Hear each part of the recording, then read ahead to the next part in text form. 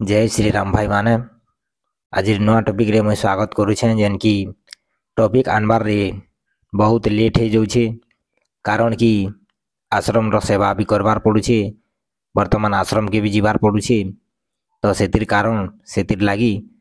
टिके टॉपिक आमे लेट रे दे पारुछु। तो रामकृष्ण के जानबार लागी चैनल के नुआ ही थिबो बोले सब्सक्राइब करबे आरु आगे भी शेयर भी करबे ताकि दूसरा लोगर भी कल्याण हेबा सेतिर लागी बोली करी जेन की आमे ई वीडियो रे श्रीमद् भगवत गीता रो द्विपद देमा जेन की श्लोक माध्यम रे आमे कहमा। तो श्रीमद् भगवत गीता तो बहुत प्रकार देखी थीबो, श्रीमद् भगवत गीता तो श्लोक सुनी थीबो, श्रीमद् भगवत गीता तो ई कलिजुग रे पिला नु नहीं कर बूढ़ा तक बूढ़ारू टुकेल नु नहीं कर बूढ़ी तक सुनु छन पढ़ी छन जानी छन हैं, लेकिन ना श्लोक जानी छन ना सेतिर अर्थ जानी छन ना सेतिर सदुपयोग करू छन। सिर्फ आ सिर्फ से माने गीता के घरे ताला मारी देकर रखी छन। तो जेतकी गीता के ताला मारी देकर घरे रखबो सेतकी बिल्कुल गीतार ज्ञान बिल्कुल जानी नहीं पारो। यदि गीतार ज्ञान जानबार अच्छे शिखबार अच्छे भक्ति करबार अच्छे भगवान के जानबार अच्छे ईश्वर के जानबार अच्छे माया के जानबार अच्छे ब्रह्म के जानबार अच्छे हैं, निजर आत्मर कल्याण केंदा करबार अच्छे आत्मज्ञान केंदा कर प्राप्त हेसी हैं, साधु संग के गुरु के ईश्वर माया ब्रह्म जीव अविनाशी हैं, ई सबू के जे यदि जानबार चाहूछे से श्रीमद् भगवत गीता गुरु धरी करे ही कले ही तार माने के भल करी जानी पारबे। इन श्रीमद् भगवत गीतार जेन की अच्छे जेन की मुई अनेक प्रकार वर्णन कली वर्तमान। तो सेतिर कारण देखो माया यानी कि श्रीमद् भगवत गीतार मायार भी वर्णन अच्छे, मायार वर्णन जेन अच्छे से मायार विषय रे आमे द्विपद कहमा। तो माया यानी कि भगवान श्री कृष्ण रो माया जेन की त्रिगुण माया ये मायारू किए पार पाई नहीं पारन, मायारू छुटकारा किए भी पाई नहीं पारन। माया यानी कि किए संबलपुरी डांस रे माया के गीत रे के वाद्य रे के टंगा रे के पैसा रे कि आर भी कांगड़ा करूछे, लेकिन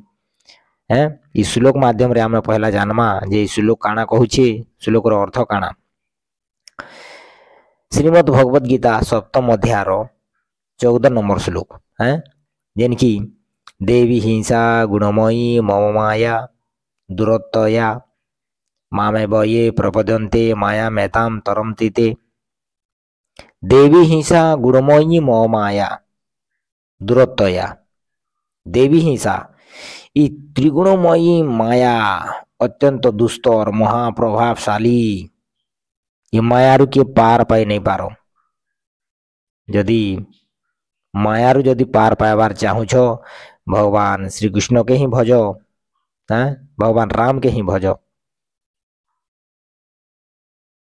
मामे बये प्रपद्यन्ते माया मेताम तरमति ते, जे मते भजबा जे मोर ना धरबा राम नाम धरो अथवा ओम जप या राम धरो मोर ना जे धरबा मोर शरण रे जे आसबा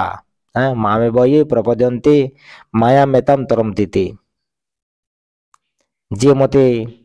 मोर गुणगान करबा मोर ना धरबा हैं ताहाके तार जीवन रे तार लाइफ रे तार हृदय रु मोर माया दूर हे जीवा मुई दूर करी देमी मुई साइड करी देमी तार परे से मते जानी पारबा पाई पारबा भजी पारबा भल करी ना धरी पारबा। इटा होछे जे भगवान त्रिगुणर मई माया भगवान रो माया आर ई भगवान रो माया काहाके धरबा जे जदि बेसी तार माने की माया रे बाया होथिबा हैं, जे गुरु नहीं करबा तार लाइफ रे तार जीवन रे एंता माया बेसी काल करसी माया रे घाटी सानी हे करी माया रे रात दिन घाटी सानी हे करी निजर निजर मन जेंता बोलुछि सेंता मन रो बुद्धि हिसाबे जे चालबा तार लाइफ रे बेसी माया अच्छे। सब माया के दूर करबार अच्छे बोले श्रीमद् भगवत गीता पढ़ो उपाय आर सॉल्यूशन नुरो हैं, से सॉल्यूशन से उपाय रु निजर जीवन कल्याण हेबा तो चलो भाई माने भल लगी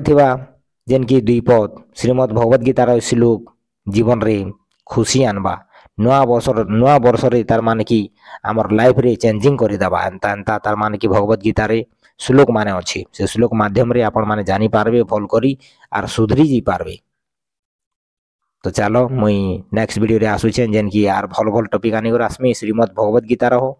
अथवा रामचरित मानस रो जेन की आपण मान को लेट हला सेतिर लागी बहुत बहुत क्षमा प्रार्थी आपण माने क्षमा पर देबे आरु वीडियो के जदि भल लागिथिबा बोले शेयर करबे चैनल के सब्सक्राइब करबे।